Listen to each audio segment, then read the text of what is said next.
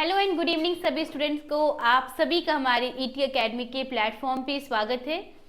तो आज हमारा करंट अफेयर्स का जो सीरीज चल रहा है उसका डे 4 है। ठीक है, तो आइए स्टार्ट करते हैं। आज हम सबसे पहले देखने वाले हैं कि वर्ष 2023 में किन किन उत्पादों को जो है वो जीआई टैग मिला है। ठीक है, अगर इसको हम डेली बेसिस पे देखेंगे ना, मतलब ऑल्टरनेट पे देख ले या फिर डेली बेसिस पे देख ले, 2-3 दिन के बेसिस पे देख ले, तो क्या होगा ना, हमें याद हो जाएगा। तो आइए स्टार्ट करते हैं। तो देखिए, वर्ष 2023 में विभिन्न उत्पादों को प्राप्त हुआ है जीआई टैग। तो लद्दाख में किसको मिला है? तो लकड़ी की नक्काशी जो है उसको लद्दाख में क्या मिला है? तो जीआई टैग प्रदान किया गया है। देन मरचा चावल, सभी लोग जानते होंगे, कभी कभी सबने खाया भी होगा इसको। तो ये पश्चिम चंपारण का है। इसे जो है अभी हाल में ही क्या मिला है? तो जीआई टैग मिला है। तो अगर पूछा जाए आपसे कि अभी हाल ही में मरचा चावल को जीआई टैग मिला है, ये किस राज्य से संबंधित है, तो आपका आंसर क्या होगा? बिहार। लेकिन अगर आपसे पूछ लिया जाए कि बिहार के किस जिले के मरचा चावल को भी हाल ही में जीआई टैग मिला है, तो वो क्या होगा? पश्चिम चंपारण होगा। उसके बाद हम देखेंगे कि छत्तीसगढ़ के नागरिक दुबराज, जो कि एक चावल का वैरायटी है, उसको जो है जीआई टैग मिला है। और मध्य प्रदेश के बारे में अगर हम देखें तो मध्य प्रदेश के रीवा सुंदरजा आम को, श्रबती गेहूं को, मोरेना गज्जक, गोड पेंटिंग जो कि एक जनजाति का पेंटिंग है, उज्जैन का बांटिंग प्रिंट, जबलपुर का स्टोन क्राफ्ट, हैंडलूम साड़ी और डिंडोरी का लौह शिल्प जो है उसको भी हालिया में क्या मिला गया है। तो मतलब इतने जो है ना मध्य प्रदेश से जीआई टैग मिले हैं। जम्मू कश्मीर से देखोगे आप तो बसोहली पेंटिंग जो है उसको जीआई टैग प्राप्त हुआ है। किसको प्राप्त हुआ है जम्मू कश्मीर से? तो बसोहली पेंटिंग को जो है प्राप्त हुआ है। देन कांगड़ा चाय, ठीक है, बहुत ही ज़्यादा इंपॉर्टेंट है, बहुत ज़्यादा न्यूज़ में था ये। तो कांगड़ा चाय जो है जिसको जीआई टैग प्राप्त हुआ है उसका संबंध किस राज्य से है? तो उसका संबंध हिमाचल प्रदेश से है। अब हम देखेंगे हमारी टॉप 20 करंट अफेयर जो कि अप्रैल मंथ के हैं। तो सबसे वीवीआई चीज देखिए, राष्ट्रीय पार्टी का दर्जा मिला। किसको मिला राष्ट्रीय पार्टी का दर्जा? तो ये मिला है आम आदमी पार्टी को 10 अप्रैल 2023 को। आप देखना ना, फरवरी का जब आपने करंट अफेयर्स पढ़ा होगा तो आप देखो कि उस टाइम पे ना इलेक्शन हुए थे उससे पहले गुजरात में। तो गुजरात में पहली बार आम आदमी पार्टी के द्वारा इलेक्शन लड़ा गया और उन्होंने वहां पे 4 सीट भी प्राप्त कर ली। तो इससे क्या हो ना कि उसी टाइम पे चुनाव आयोग ने कहा था कि अब जो है ना आम आदमी पार्टी को भी राष्ट्रीय दल का दर्जा दिया जाएगा। तो फाइनली 10 अप्रैल 2023 को आम आदमी पार्टी को राष्ट्रीय दल का दर्जा मिल गया। डेट बहुत ही ज्यादा इंपॉर्टेंट है, याद रखना है। अब देखिए ये जो दर्जा दिया जाता है, ठीक है, ये किसके तहत दिया जाता है? ये स्टैटिक्स पार्ट हुआ आपका। तो चुनाव चिन्ह आदेश 1968 चुनाव आयोग को राजनीतिक दलों को मान्यता देने और चुनाव चिन्ह आवंटित करने का अधिकार देता है। अगर आपसे पूछा जाए कि किसके तहत राष्ट्रीय दल को आम आदमी पार्टी को राष्ट्रीय दल का दर्जा दिया गया है, तो क्या होगा? तो चुनाव चिन्ह आदेश 1968 के तहत। कौन दिया? तो चुनाव आयोग दिया। अब किन्हें राष्ट्रीय दल माना जाए? क्या क्या क्राइटेरिया है कि हम किसी पार्टी को राष्ट्रीय दल मान सकते हैं? तो उस पार्टी को 4 या अधिक राज्यों में एक राज्य के रूप में मान्यता हो, ठीक है, जिसे पिछले लोकसभा या विधानसभा चुनावों में किसी 4 या अधिक राज्यों में कुल वैध मतों का कम से कम 6% जो है वो प्राप्त हुआ हो और पिछले लोकसभा में कम से कम 4 सांसद हो। ठीक है, ये सब है ना या करके दिया हुआ है, मतलब ऐसा नहीं कि सारा चीज फुलफिल होना चाहिए। ये क्राइटेरिया है। यदि उसने कम से कम 3 राज्यों में से लोकसभा की कुल सीटों में से कम 2% सीटें जीती हो, ठीक है। तो देखिए आपके वर्तमान में आप देखोगे कि 4 स्टेट में ना आम आदमी पार्टी की वो है, ठीक है। कौन कौन से? तो गोवा, पंजाब सीटें मिली हुई इन्हें, और आपका गुजरात और दिल्ली, ठीक है। तो इसलिए जो है इनको ये क्राइटेरिया फुलफिल कर रहे हैं कि 4 जगह पे इनकी जो है सीटें हैं, तो इसलिए इनको चुनाव आयोग के द्वारा क्या दिया गया है? तो राष्ट्रीय दल का दर्जा दिया गया है। और आप देखो कुछ और फैक्ट्स को देखते हैं हम। तो अभी वर्तमान में अगर बात की जाए कि हमारे देश में कितने राष्ट्रीय दल हैं, तो 6 हैं। कौन कौन से हैं? तो भारतीय राष्ट्रीय कांग्रेस है, भारतीय जनता पार्टी, बहुजन समाज पार्टी, भारतीय कम्युनिस्ट पार्टी, मार्क्सवादी है, ठीक है। नेशनल पीपुल्स पार्टी और आम आदमी पार्टी, जिसको कब मिला है राष्ट्रीय दल का दर्जा, तो 10 अप्रैल 2023 को मिला है। ठीक है, तो वर्तमान में कितने राष्ट्रीय दल हैं, तो 6 हैं। और एक और पॉइंट आपको याद रखना है कि अभी तृणमूल कांग्रेस को, एनसीपी को और सीपीआई को जो राष्ट्रीय दल का दर्जा प्राप्त था वो चुनाव आयोग ने उनसे छीन लिया है। तो इस हिसाब से हमारे भारत में कितने राष्ट्रीय पार्टी हैं अभी, तो 6 राष्ट्रीय पार्टी हैं। ठीक है, अब हम नेक्स्ट देखेंगे राष्ट्रीय पंचायत पुरस्कार। यह पुरस्कार जो है पहली बार 2011 में स्थापित किया गया था। कौन सा पुरस्कार, तो राष्ट्रीय पंचायत पुरस्कार। अब देखिए, इसमें हमें ज़्यादा कुछ नहीं देखना है, हमें क्या देखना है कि इस बार जो दीनदयाल उपाध्याय पंचायत सतत विकास पुरस्कार मिला है वो किसको मिला है, कौन उसके विजेता हुए हैं, तो यूपी जो है उत्तर प्रदेश का सिद्धार्थनगर जिला का जो ग्राम पंचायत है हसुंदी होसानपुर, उसको जो है इस बार दीनदयाल उपाध्याय पंचायत सतत पुरस्कार जो है वो दिया गया है। अब हम देखेंगे ए हेल्प पोर्टल को, एक सेकेंड।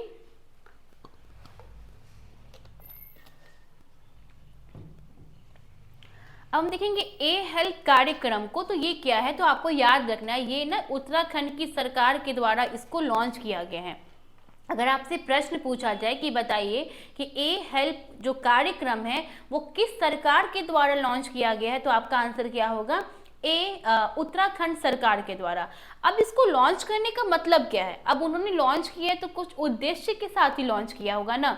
तो इसका है ना कि स्वास्थ्य और जो पशुधन उत्पादन है उसके विस्तार के लिए प्राप्त एजेंट हो, मान्यता प्राप्त एजेंट हो। डेट्स वाई उत्तराखंड गवर्नमेंट ने क्या किया है कि ए हेल्प कार्यक्रम को लॉन्च किया है। अब है C+C5, क्या है C+C5, जैसे आप देखते हो ना I2U2, तो ये क्या है, इजराइल और क्या है, इंडिया, यूएई और यूएसए। तो इस टाइप का ग्रुपिंग देखते हो आप। तो उसी तरीके से C+C5 क्या है, अभी ये चर्चा में था क्योंकि इसकी पहली बार मीटिंग जो है आभासी रूप से चीन के द्वारा की जा रही है। तो इसमें कौन कौन सदस्य देश शामिल है, बस हमारे लिए उतना ही इंपॉर्टेंट है। एक फैक्ट तो हमने देख लिया कि इसकी पहली मीटिंग कौन करवा रहा है, तो चाइना करवा रहा है आभासी रूप से, मतलब कि चाइना में आयोजन हो रहा है। दूसरा फैक्ट हमें क्या याद रखना है कि इसमें कौन कौन शामिल है, तो एक तो C4 चाइना शामिल है और C5 कौन कौन है, तो मध्य एशिया के 5 देश शामिल है। इसमें कौन कौन से हैं, तो उज्बेकिस्तान, कजाकिस्तान, तजाकिस्तान, तुर्कमेनिस्तान और किर्गिस्तान। एक बार फिर से देख लें हम इसे, कौन कौन से देश हैं, तो उज्बेकिस्तान है, कजाकिस्तान, तजाकिस्तान, तुर्कमेनिस्तान और किर्गिस्तान। नेक्स्ट न्यूज है कि फिनलैंड नाटो में शामिल होने वाला 31वां मेंबर बन गया है। और 30वां मेंबर कौन था, तो उत्तरी मैसेडोनिया था। अब देखो, अभी हमें पीटी के लिए इतना तो नहीं पढ़ना है, लेकिन अगर मान लीजिए मेंस में आपसे नाटो से क्वेश्चन आ जाए कि फिनलैंड जो है क्यों इतना इंपॉर्टेंट हो जाता है, तो फिनलैंड ना लगभग 100 सदी से भी ज़्यादा, 1 सदी से भी ज़्यादा रूस के अधीन रहा है। ठीक है, और नाटो किसका है, नाटो अमेरिका के द्वारा गठन किया गया था। तो फिनलैंड का नाटो में सम्मिलित होना कहीं न कहीं अमेरिका के पक्षधर में है। ठीक है, तो ये अमेरिका के लिए बेनिफिशियल है। तो इस लिहाज से इसको मेंस में देखेंगे, अगर मेंस के पॉइंट ऑफ व्यू से पढ़ेंगे तब उतना इलेबोरेट करके, उतना एनालिसिस करके पढ़ना है। बट हमें पीटी को फोकस करके चलना है 30 सितंबर को। तो हमें क्या क्या इसमें याद रखना नाटो से कि 31वां मेंबर कौन है, तो फिनलैंड है। 30 मेंबर कौन है, तो नॉर्थ मैसेडोनिया है। और कौन से देश को प्रस्तावित किया गया कि हाँ भाई आप जो है ना नाटो की सदस्य बने, तो वो स्वीडन है आपका। अब ये नाटो की बात कर ले तो 1949 में ये इस्टेब्लिश हुआ था। ठीक है, इसका जो फुल फॉर्म है वह नॉर्थ अटलांटिक ट्रेडिंग ऑर्गेनाइजेशन, और इसका जो हेडक्वार्टर है वो कहाँ पे है, तो वो ब्रुसेल्स में है, जो कि कहाँ पे है, बेल्जियम में है। अब हम देखेंगे संयुक्त राष्ट्र जल सम्मेलन। देखिए, फैक्ट से भी ना आप मेंस आंसर राइटिंग, क्योंकि फैक्ट्स नहीं होंगे तो मेंस आंसर राइटिंग में भी बहुत प्रॉब्लम होने वाली है। ठीक है, संयुक्त राष्ट्र जल सम्मेलन जो है ना, ये जो है ना, जो 2015 में हमने सस्टेनेबल डेवलपमेंट गोल को ये किया था, उसका इस्टेब्लिशमेंट किया था कि अब हम जो है ना 2030 तक जो है सस्टेनेबल डेवलपमेंट गोल को अचीव कर लेंगे। तो उसमें हमने 17 लक्ष्य को निर्धारित किया था। तो उसमें जो लक्ष्य नंबर 6 है ना, उसको फुलफिल करने के लिए क्या होता है, संयुक्त राष्ट्र जो है जल सम्मेलन का आयोजन किया जाता है। और इस बार इसका आयोजन कहाँ हुआ है, तो न्यूयॉर्क में हुआ है। और इस बार की थीम क्या रखी गई है इसकी, तो हमारा वाटरशेड पल पानी के लिए दुनिया को एकजुट करेगा। कितना अच्छा इसका थीम है कि हमारा जो वाटरशेड पल है वो पानी के लिए क्या करेगा, तो दुनिया को एकजुट करेगा। अब आगे देखेंगे हम कि ऑपरेशन कावेरी, क्योंकि आप देखो बीपीएससी ऑपरेशन से क्वेश्चन पूछ लेती है, लास्ट टाइम पूछा था ना उन्होंने, ठीक है, ऑपरेशन गंगा के बारे में। तो ऑपरेशन कावेरी क्या है, तो सूडान के संघर्ष क्षेत्र में जो भी भारतीय नागरिक फंसे हुए हैं उनको वापस लाने के लिए इंडिया के द्वारा कौन सा ऑपरेशन चलाया गया, तो ऑपरेशन कावेरी। देखिए हमारी इंडियन गवर्नमेंट जो है डायस्पोरा के लिए कितनी ज़्यादा काम करती है कि वहाँ पे कभी युद्ध होता है तो वहाँ पे फंसे भारतीयों को वापस यहाँ पे लेके आने के लिए वो डिफरेंट ऑपरेशन को चलाती है और बहुत पॉजिटिव रिस्पॉन्स देखने को मिलता है इसका।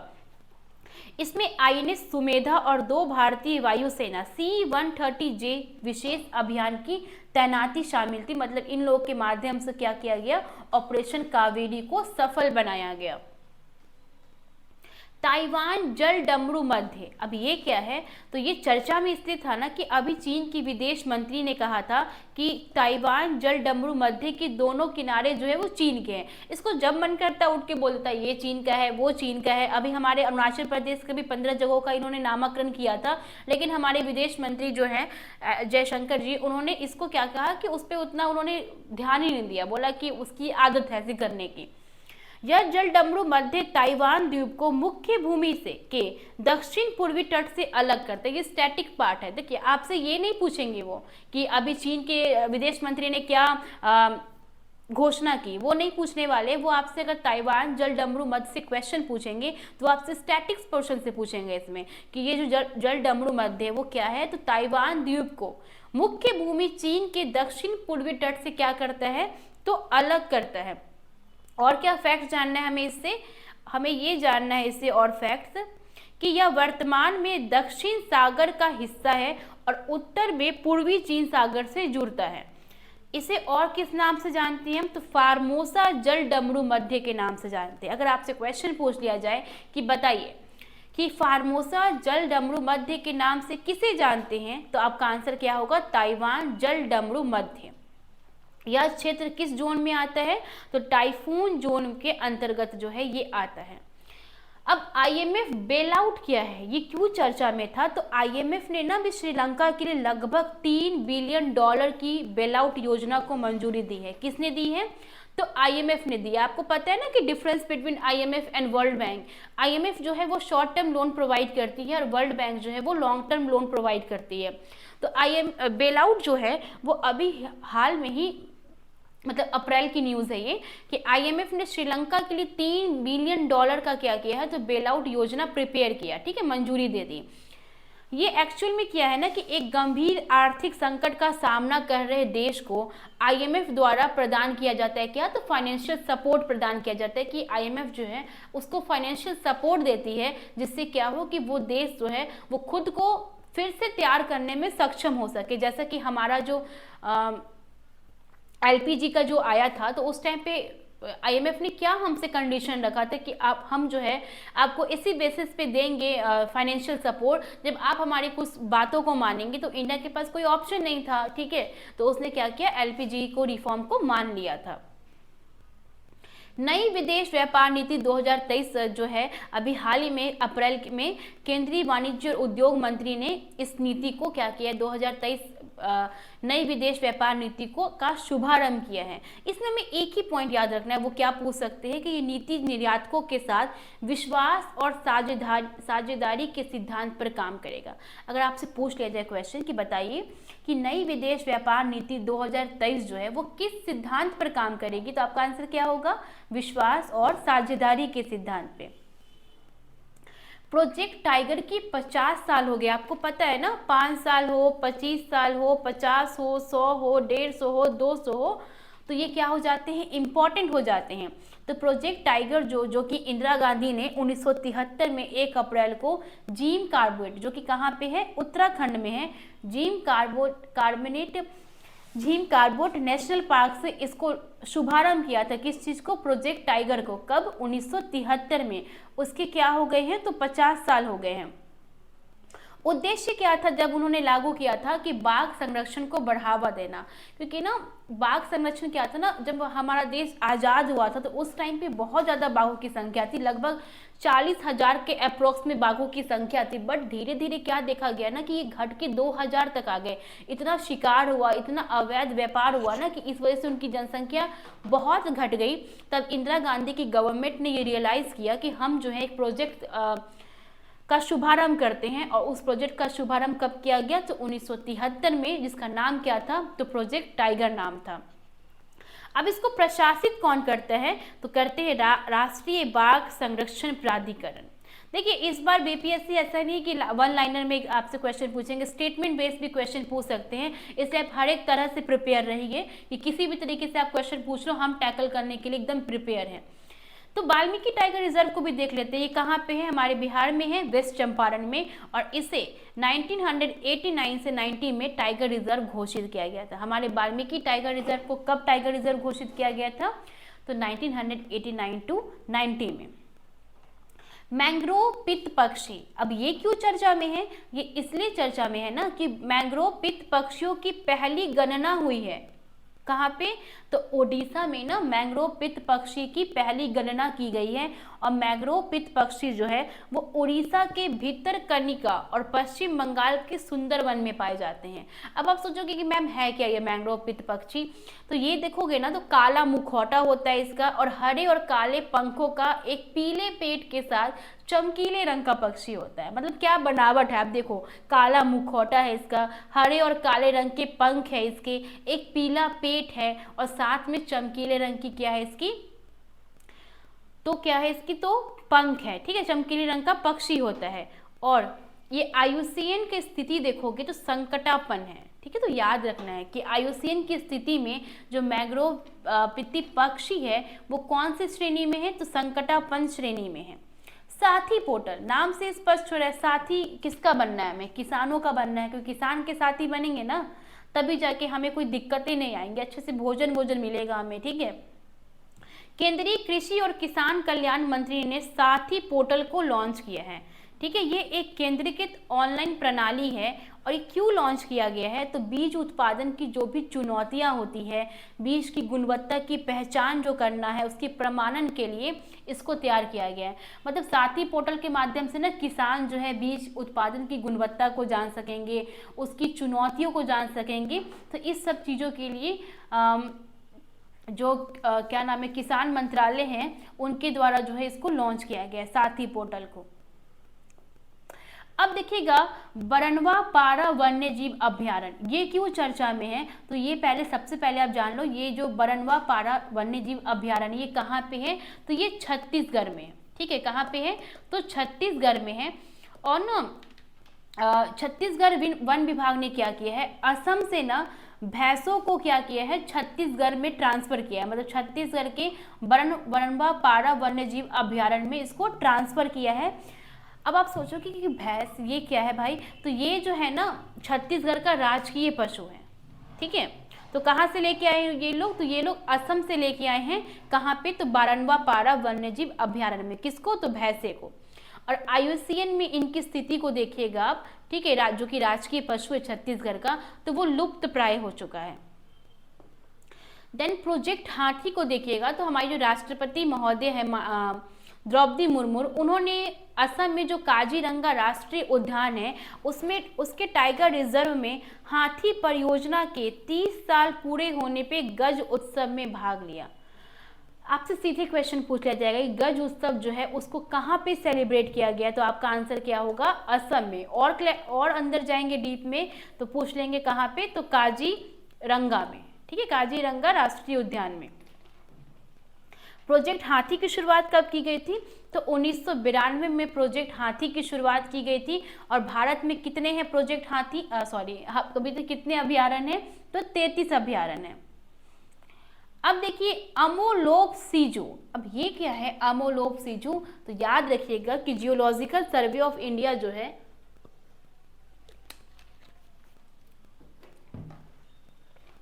जियोलॉजिकल सर्वे ऑफ इंडिया की जो शोधकर्ता है, जो रिसर्चर है, उन्होंने अभी एक मेढक की नई प्रजाति को खोजा है। कहाँ पे? तो मेघालय में। उसका नाम क्या है उस प्रजाति का? तो अमोलोप्स सीजू सॉरी। अब एक कुंभम अंगूर, इस कुंभम अंगूर क्यों चर्चा में है? तो इसको जीआई टैग मिला है। ये कहाँ का प्रोडक्ट है? तो ये तमिलनाडु का प्रोडक्ट है। ठीक है, इसे कंबन अंगूर के रूप में जानते हैं। और देखिएगा इसके बारे में, तो तमिलनाडु के जो पश्चिम घाट पर स्थित कंबन घाटी है, उसको दक्षिण भारत के अंगूर शहर के नाम से जानते हैं। कितना सुंदर लगता होगा अगर क्वेश्चन पूछ लिया जाए कि दक्षिण भारत के अंगूर शहर के नाम से किसे जाना जाता है, तो आपका आंसर क्या होगा? कंबन घाटी को। और ये कहाँ पर स्थित है? तो तमिलनाडु में स्थित है। स्वयं का टीबी अनुमान रखने वाला भारत पहला देश बन गया है। अगर विश्व में आप देखोगे तो टीबी अनुमान रखने वाला, जो ट्यूबरक्लोसिस होता है, आज की क्लास में आपको विकास सर ने पढ़ाया था साइंस में कि ट्यूबरक्लोसिस कौन सी जनित बीमारी है? तो बैक्टीरिया जनित बीमारी है। ठीक है, तो जो टीबी अनुमान रखने वाला भारत जो है वो विश्व का पहला देश बन गया है। क्या बोलते हैं, अगर आप एक सर्वे देखोगे, एक रिपोर्ट आई है कि आंकड़ों के अनुसार देखोगे आप, तो वैश्विक स्तर पर वैश्विक टीबी कमी संख्या जो है 11% है, जबकि हमारे भारत में इसके मामले में कितने परसेंट की कमी आई है? तो 18% की कमी आई है। तो ये अपने आप में बहुत बड़ी अचीवमेंट है कि हमारा इंडिया जो है ऐसी बीमारियों से क्या कर रहा है? लड़ने में अचीवमेंट हासिल कर रहा है, उपलब्धि बना रहा है। ठीक है, क्योंकि आप देखोगे आज से कुछ साल पहले आप देखोगे कि किसी न किसी के मुंह से आपको सुनने को लगे हाँ टीबी हो गया है, ट्यूबरक्लोसिस हो गया, ये वो। लेकिन अब आपको ना रियरली, मतलब मेरे ख्याल से सुनने को भी नहीं मिल रहा है इधर कि हाँ किसी को टीबी हो गया है। तो आप देखिए इंडिया जो है ये सब चीज़ों से क्या कर रहा है? अपने आप को उभार रहा है।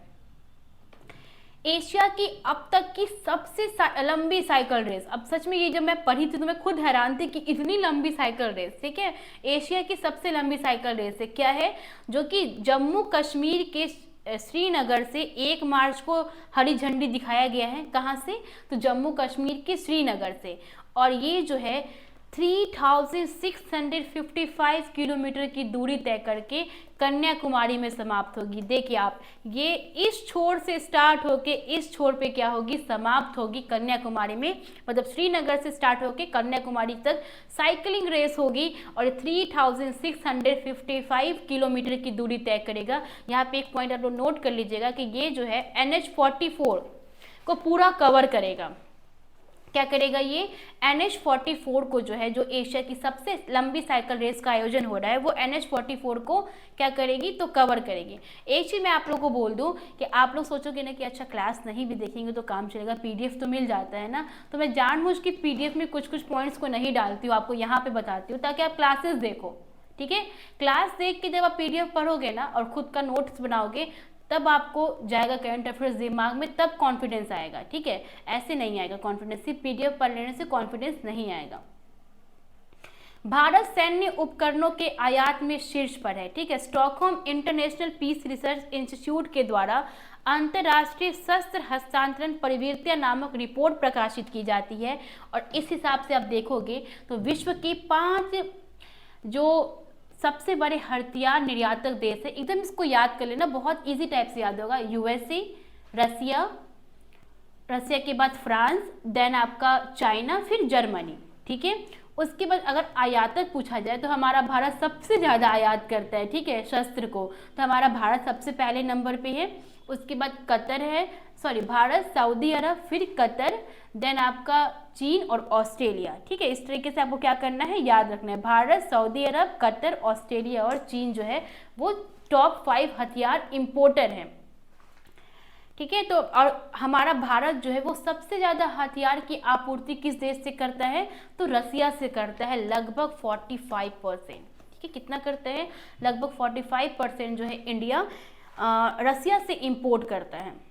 अब हम आते हैं बिहार के करंट अफेयर्स पे। तो मैथिली ठाकुर जो है वो बिहार पर्यटन की ब्रांड एम्बेसडर बनाई गई है। लगातार आप देखो कि इनको जो है अभी चुनाव आयोग ने ब्रांड एम्बेसडर बनाया था, अब बिहार पर्यटन ने ब्रांड एम्बेसडर बना दिया है। तो ये अपने आप में ग्रेट पर्सनालिटी साबित होती जा रही है। और इनका संबंध बिहार के किस जिले से है? तो मधुबनी जिले से है। 22 मार्च के मौके पे जब बिहार दिवस सेलिब्रेट किया जाता है, उस टाइम पे जो लोक गायिका हमारी मैथिली ठाकुर है, उनको पर्यटन विभाग ने ब्रांड एम्बेसडर बनाने का फैसला किया। और क्या टैगलाइन है बिहार पर्यटन का? तो ब्लिसफुल बिहार। क्या है? तो ब्लिसफुल बिहार जो है हमारे पर्यटन का टैगलाइन है, बिहार पर्यटन का।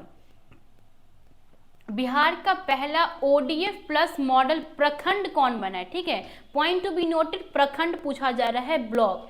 तो भागलपुर जिले का जो इस्माइलपुर प्रखंड है, ठीक है, उसको प्रदेश का पहला मॉडल ODF प्लस प्रखंड जो है वो नियुक्त किया गया है। किसको किया गया है? बिहार का पहला ODF प्लस मॉडल प्रखंड कौन बना है? तो भागलपुर जिले का इस्माइलपुर प्रखंड। ये जो है ना प्रखंड हर घर में शौचालय व डस्टबिन की सुविधा उपलब्ध कराएगी, इससे तो उसको ODF प्लस जो है घोषित किया गया है। और अगर आप देखो एक ओवरऑल हम देख ले तो भारत का पहला मॉडल ODF प्लस ब्लॉक कौन सा था? तो एबॉग ब्लॉक था, जो कि कहाँ है? तो मिजोरम में है। अगर भारत का पहला मॉडल ODF प्लस गांव पूछ लिया जाए आपसे तो कौन होगा? तो दक्षिण मोबंग होगा, वो भी कहाँ है? तो मिजोरम। आप समझ रहे मिजोरम कितना ज़्यादा अच्छा कर रहा है। बिहार का पहला खुले में शौच मुक्त जिला कौन है? तो सीतामढ़ी है। यहाँ पे आप यहीं पे याद रखना, क्योंकि बिहार का ही पूछेंगे, भारत का नहीं पूछेंगे वो, ऐसे मैंने जानकारी के लिए इसमें आपको बता दिया है। अगर बिहार का पहला ODF प्लस जिला पूछे आपसे तो क्या बताओगे आप? सीतामढ़ी जिला बताओगे। लेकिन अगर प्रखंड पूछेंगे तो क्या बताओगे आप? भागलपुर का इस्माइलपुर बताओगे। देन है आपका कि निर्जला को राष्ट्रीय अंडर 17 कुश्ती में रजत पदक मिला है। इसका जो आयोजन हुआ था ये कुश्ती वाले का, वो 16 से 18 अप्रैल तक जो उत्तर प्रदेश का गोंडा नामक एक जगह है वहाँ पे इसका नंदिनी नगर में आयोजन हुआ था। और बेगूसराय जिले की जो निर्जला कुमारी है उनको कौन सा मेडल मिला है? तो रजत पदक मिला है, इट मीन सिल्वर इसको मेडल मिला है। बिहार की पहली ट्रांसजेंडर स्टेट आइकॉन VVI है ये, ठीक है, कि बिहार की पहली ट्रांसजेंडर स्टेट आइकॉन कौन बनी है? तो कौन बनी है? मीना दास बनी है।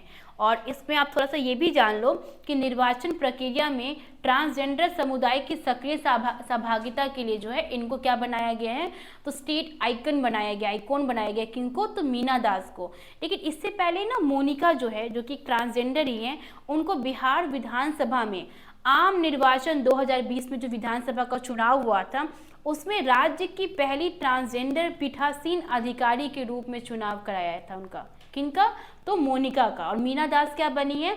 तो पहली ट्रांसजेंडर स्टेट आइकॉन बनी है। विश्व का पहला 91 शक्तिपीठ महामंदिर, बहुत बड़ी चीज़ है ये वुमेन एम्पावरमेंट के लिए। अब तो ऐसे का भी प्रोविज़न है BPSC में, अगर महिला से संबंधित कुछ लिखने के लिए आए तो आप इस पॉइंट को जरूर डालिएगा, आपका आंसर बहुत अट्रैक्टिव लगेगा। क्योंकि देखिए ये जो विश्व का बन रहा है, ये ऐसा नहीं कि भारत का या बिहार का है, विश्व का पहला 51 शक्तिपीठ महामंदिर है, जो कि कहाँ पे बन रहा है? तो पटना में बन रहा है। और इसमें जो है ना, ये देश का पहला ऐसा मंदिर होगा जिसमें 51 जो महिला सदस्य है उनके द्वारा मंदिर को संचालित किया जाएगा। आप समझ रहे हो ये कितना जो पैट्रियार्कल सोसाइटी, हमारा पितृसत्तात्मक समाज है, उसको कहीं ना कहीं तोड़ने में ये बहुत बड़ी अपनी भूमिका निभा रहा है कि 51 महिला ही उस मंदिर को संचालित करेगी। ठीक है, आप देखो कहीं कहीं तो महिला को एंट्री भी नहीं मिलती। जो सबरीमाला मंदिर है वहाँ पे महिलाओं के प्रवेश को वर्जित माना गया है। क्यों? ड्यू टू उनके जो मंथली जो उनको होते हैं उनकी वजह से। ठीक है, कितनी मतलब कि इस टाइप की सोच है। यहाँ पे इक्वलिटी को क्या किया गया है? तो इक्वलिटी से ट्रीट नहीं किया गया। ठीक है, महिला और पुरुष में भेदभाव किया गया और पितृसत्तात्मक को कहीं ना कहीं सोच को दिखाता है। बट विश्व का पहला जो आपका शक्तिपीठ मंदिर स्टैब्लिश किया जा रहा है हमारे बिहार में किया जा रहा है, बिहार के लिए बहुत ही प्राउड की बात है, जिसमें 51 महिला सदस्यों को यह संचालित तो किया ही जाएगा और इसकी जो मुख्य पुजारी होगी वो भी कौन होगी? तो महिला ही होगी। ठीक है, तो बहुत ही ज़्यादा इंपॉर्टेंट और बिहार के लिए भी बहुत गर्व की बात है कि ये बिहार में हो रहा है। चलिए चलते चलते हम देखते हैं एक चीज़ के बारे में, गोंड पेंटिंग। कहाँ? अभी हमने स्टार्टिंग में आपको बताया था कि मध्य प्रदेश की गोंड पेंटिंग को GI टैग मिला है और यह आदिवासी कलाकारों की रक्षा और पहचान करेगा। क्योंकि GI टैग मिल गया ना, तो अब क्या होगा? उनको सिक्योरिटी मिल गई। किनको? आदिवासी कलाकारों को। और गैर आदिवासी कलाकार जो है कला का उपयोग करने के लिए सीमित मंजूरी की आवश्यकता उनको लेनी पड़ेगी। किनसे? तो जो आदिवासी जो कलाकार है जिनकी गोंड पेंटिंग को GI टैग मिला है उनसे। तो आज की क्लास में बस इतना ही। आप लोग इसको क्या करिएगा, नोट कर लीजिएगा। और देखिए आप लोग जो है ना, इससे आप क्या क्या स्टैटिक्स का तैयार करोगे जो कि इंपॉर्टेंट इस बार एग्जाम के लिए। तो आप लोग देखो होमवर्क में देख लीजिए, आप लोग ना थोड़ा चुनाव आयोग को पढ़ लीजिएगा, क्योंकि चुनाव आयोग की चर्चा हमने की है अभी, ठीक है। चुनाव आयोग को पढ़ लीजिएगा, बहुत ज़्यादा इंपॉर्टेंट है, इस बार क्वेश्चन पूछेंगे, क्योंकि मैंने आपको लास्ट वाले क्लास में भी बताया था कि अभी जो है उनके अध्यक्ष और अन्य जो 2 अध्यक्ष उनको कैसे चुना जाएगा, उसके लिए भी सुप्रीम कोर्ट ने अलग डिसीजन दिया है। फिर से आम आदमी पार्टी को राष्ट्रीय दल का दर्जा मिला, तो इस लिहाज से इंपॉर्टेंट हो जाता है। तो चुनाव आयोग को आप क्या कीजिएगा, पढ़ लीजिएगा। आप लोग मुझे कमेंट करके बताइएगा एक क्लास कैसा लगा आप लोग को, थोड़ा कमेंट कीजिए, कंजूसी मत कीजिए, ठीक है, पता चलता है कि हाँ फीडबैक क्या है। और आप लोग मुझे बताइए कमेंट सेक्शन में करके कि वाइब्रेंट विलेज प्रोग्राम जो है वो कहाँ से लॉन्च किया गया और कौन कौन से राज्य को इसमें शामिल किया गया है, ठीक है, कौन कौन से राज्य को वाइब्रेंट विलेज प्रोग्राम जो है वो कवर करता है, ठीक है। तो आज के लिए इतना ही, फिर हम मिलेंगे कल, तब तक के लिए सभी को bye, good night, thank you.